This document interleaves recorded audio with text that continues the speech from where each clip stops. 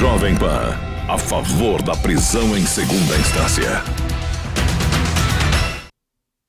Muito bem, agora uma nota institucional. O Grupo Jovem Pan, em sintonia com os anseios da maioria da população brasileira, defende a prisão após condenação em segunda instância, sem prejuízo à liberdade para opiniões distintas e contrárias, eventualmente manifestadas dentro da emissora ou por uma parcela minoritária do público. A recente decisão do Supremo Tribunal Federal de alterar sua própria jurisprudência por 6 votos a 5, permitindo a soltura de milhares de criminosos, foi um banho de água fria para milhões de brasileiros honestos e trabalhadores que viram no combate à corrupção, exercido pela Operação Lava Jato, uma esperança de viver em um país onde o crime não compense e a impunidade não impere. A hora, no entanto, é de persistir sem dispersar. Por isso, o Grupo Jovem Pan aplaude o voto de cada um dos 50 deputados que aprovaram na CCJ da Câmara a PEC da prisão em segunda instância, com o objetivo de estabelecer em lei, de uma vez por todas, a sua obrigatoriedade, sem deixar novas margens para que ministros do STF alterem as regras conforme a conveniência política da ocasião. Ciente de que a proposta de emenda à Constituição passou apenas pela primeira etapa de sua tramitação, o Grupo Jovem Pan reforça e incentiva a pressão pacífica da sociedade pela sua aprovação na Comissão Especial e no plenário da Câmara, além do Senado, onde outra PEC similar chegou a ser pautada na CCJ. Após uma campanha necessária e bem-sucedida pela aprovação da reforma da Previdência, o Grupo Jovem Pan convida seus ouvintes e espectadores a participar desta nova campanha com mensagens, depoimentos e assinaturas a favor da prisão em segunda instância, independentemente de posições políticas, partidárias e ideológicas, porque a honestidade é um dever moral de todos. Mais informações ao longo da nossa programação. Grupo Jovem Pan. Muito bem, continuamos aqui na pauta do programa a respeito desse tema, da prisão após condenação em segunda instância. É a pauta número 4, Augusto Nunes. Com apoio da maioria dos líderes partidários, os presidentes da Câmara, Rodrigo Maia, e do Senado, Davi Alcolumbre, firmaram nesta terça-feira um acordo para levar adiante a proposta de tramitação mais demorada para retomar a prisão logo após condenação em segunda instância. Uma eventual decisão, assim, fica para 2020. Em uma reunião com a presença do ministro da Justiça, Sérgio Moro, ficou acordado que o projeto de lei, proposta que tramita mais rapidamente, ficará na geladeira do Senado, que criará uma comissão especial para acompanhar a PEC que tramita na Câmara. Ao fim do encontro, Alcolumbre e a presidente da CCJ, Simone Tebet, ressalvaram que para bater o martelo sobre o acordo, ainda é preciso que a Câmara apresente na próxima terça-feira o cronograma dos trabalhos. Vamos ouvir o que disse Davi Alcolumbre, presidente do Senado. Solta aí, Robson. Final, a gente pode acabar passando para a opinião pública que é uma estratégia de protelação, ao contrário. Quando a gente busca a conciliação, é uma estratégia de resolutividade desse impasse. Tá aí o Davi Alcolumbre e a Simone Tebet, que comanda a CCJ, também falou. Solta, Robson. O calendário vai ser acordo. Se houver acordo nesse calendário e uma única data não for cumprida, nada impede que os projetos que estejam na CCJ sejam imediatamente colocados em pauta. E agora o presidente da Câmara, Rodrigo Maia. Para se resolver de forma incondicional, é apenas fingir que está agradando a sociedade, sabendo que o Supremo vai acabar sendo obrigado a derrubar. E agora o ministro Sérgio Moro, que também comentou o tema. Solta. O que foi decidido, seja pela proposta de emenda constitucional, seja pelo projeto de lei, a minha avaliação pessoal é que ambos resolvem a questão. O que foi decidido será evidentemente respeitado, apenas aqui destacando que o Ministério da Justiça e Segurança, e acredito que falo igualmente pelo governo, tem essa questão como urgente com a questão de segurança pública. Muito bem, aqui em Espinhos nos Is você tem o panorama completo com todas as declarações. Augusto Nunes, a gente ontem no programa falou que um acordão ameaçava a prisão, a PEC da prisão após condenação em segunda instância, e hoje a gente viu aí que de fato ela vai ser adiada. É claro que existe narrativa para tudo por parte daqueles que não têm interesse em aprová-la imediatamente. Vai ser adiada, mas me parece evidente aí pelas declarações que eles não tentarão evitar a aprovação disso aí, não. Eles já perceberam que o povo quer, a imensa maioria dos brasileiros aprova, e que os deputados e senadores também querem.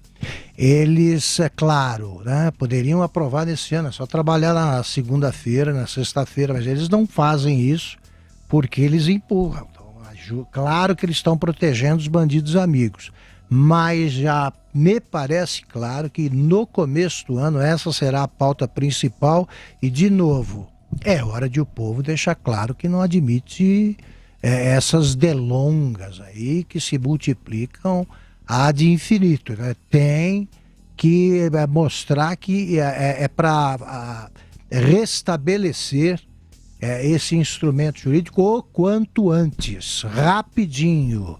É que agora estamos no fim, né? O Zé vai poder explicar até se haveria tempo, se é possível aprovar em tempo hábil isso aí, ou se os dias que restam já são insuficientes para que haja essa junção de projetos e ele possa ser aprovado neste ano. Acho que não dá, né, Zé?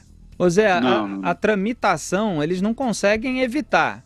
Agora, a aprovação, muita gente vai tentar evitar e mesmo que permita a aprovação, vai tentar tornar o texto mais restritivo para que não afete os políticos condenados como esses que estavam sendo soltos. Isso que a gente leu no noticiário do Bastidor, que era demanda do Gilmar Mendes, que chegou a ter reunião aí com Davi Alcolumbre e com o Rodrigo Maia também.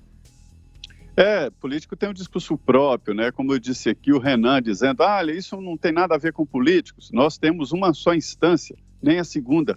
A instância de político é a única, Supremo Tribunal Federal. Mas, na verdade, isso aí interessa aos políticos porque eles não têm cola na cadeira. Amanhã serão ex-políticos, que é o caso do ex-presidente Lula, e vários outros aí da Lava Jato, Eduardo Cunha, Gedel Vieira Lima, todos foram deputados. E agora estão respondendo na Justiça Comum. Felipe, hoje eu pude ver claramente na conversa com todos que participaram da reunião, olha que importância, é de que o Congresso definiu o assunto como prioridade. Isso, para mim, já é muito importante. Eu vinha explicando que existiam 3 possibilidades, agora 2, houve um afunilamento. A Câmara dos Deputados aposta na possibilidade de votação de uma emenda à Constituição. Abandonou a ideia de mudar o artigo 5º da Constituição, que é cláusula pétrea. É o que disse o presidente da Câmara, ele não adianta nada votar a cláusula pétrea, porque o Supremo é obrigado a voltar a discutir, porque se trata de direito individual. Mas, através de uma emenda à Constituição, alargar o conceito de prisão preventiva e deixar a possibilidade, né, de se recorrer ao STJ e ao Supremo, mas seria recurso extraordinário. Recurso ordinário seria encerrado na segunda instância, portanto, o início do cumprimento da pena. Com a possibilidade de recurso extraordinário para julgar ali atos jurídicos, nada de provas, nada sobre o processo, mas uma vez ou outra, os juízes poderiam permitir ao condenado, não é mais réu, né, que responde em liberdade. Seria a exceção da exceção. E no Senado Federal, na Comissão de Constituição e Justiça, em vez da emenda à Constituição, um projeto de lei que altera o CPP, o Código de Processo Penal. E lá o mesmo objetivo, mudar o código, tirar o transitado em julgado dele e, nesta emenda, colocar que ficaria transitado em julgado depois da condenação em segunda instância, permitindo os recursos extraordinários. Então, são esses 2 projetos. Eu entendo que não precisava do acordo, que os 2 poderiam ser votados. E o ministro disse aqui, né, nessa sonora aí, de que qualquer um atenderia esse princípio. Olha, Felipe, esse princípio é fundamental porque tira a impunidade da cabeça do brasileiro. Veja bem, depois desse tenebroso desse caso Lula, olha só, o Supremo abriu a porta do inferno, porque qualquer um agora vai apelar ao Supremo. Dados do CNJ mostram que 83% das ações elas são encerradas na primeira instância, ou seja, 83 ficam transitados em julgados na primeira instância. A partir de agora não será mais assim, porque todos vão apelar à segunda e à terceira instâncias. Isso é normal, é um trabalho de advogado. E quanto mais há trabalho para os advogados, melhor para os advogados e não para o país. não para as ações, não para a justiça. Então, é impossível conviver no país assim. Daí a necessidade urgente de se resolver e regulamentar a prisão depois da segunda instância. Não dá mais para esse ano, no dia 17 de dezembro, ou seja, há menos de um mês, o Congresso entra em recesso parlamentar, mas só a definição, né, de que há uma prioridade já é suficiente. Augusto Felipe, a história é a seguinte: o Senado vai esperar o cronograma ser tratado pelo presidente da Câmara. Se o presidente da Câmara definir um cronograma rápido, aprovação na comissão especial, a emenda já aprovada na CCJ, né, e no plenário, aí o Senado topa não aprovar o projeto que está na Comissão de Justiça. Mas, de qualquer maneira, a prioridade me anima. Agora, tem muito político que torce para que haja um arrefecimento, um enfraquecimento da pressão popular no ano que vem, quando o assunto for retomado.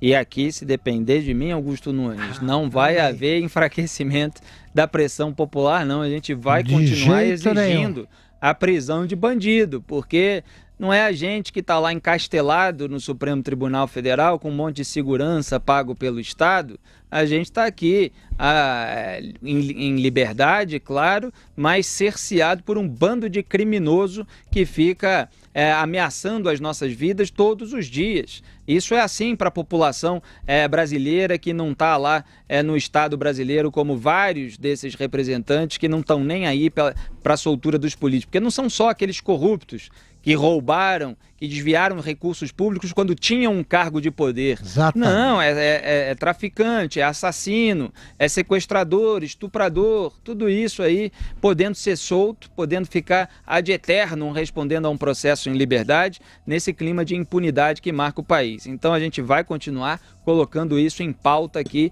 e a Jovem Pan, como vocês viram, está defendendo também institucionalmente a prisão após condenação em segunda instância.